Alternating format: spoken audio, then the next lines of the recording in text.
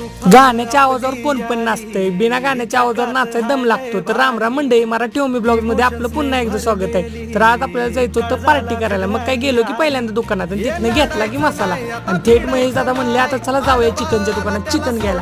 मग तिथनं थेट गेलो चिकनच्या दुकानाकडे आणि तिथं जाऊन चिकन खरेदी केलं. तिथनं थेट गेलो विहिरीवर, कारण की आपल्याला घ्यायचं होतं पाण्याचा जार भरून.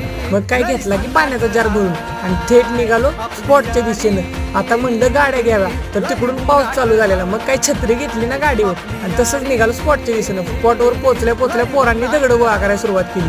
दगड गोळा करून झाली की इकडं म्हणलं टोपाला बूड लावून घ्यावं आणि जसं बूड लावून झालंय की इकडं लगेच आबीदादांनी चूल पेटावली की इकडं आग बी खतरनाकपणे लागलेली. त्याच्यानंतर पोरं लागली की नाचायला, ती बी बॅटऱ्या वर करूनच, कारण की पोरांचा नादच नसतो आपल्या इथल्या, दुराज करायला लागली. त्याच्यानंतर कटवून बसली की सगळी जेवायला, ती बी भर पावसात राडाच नुसता.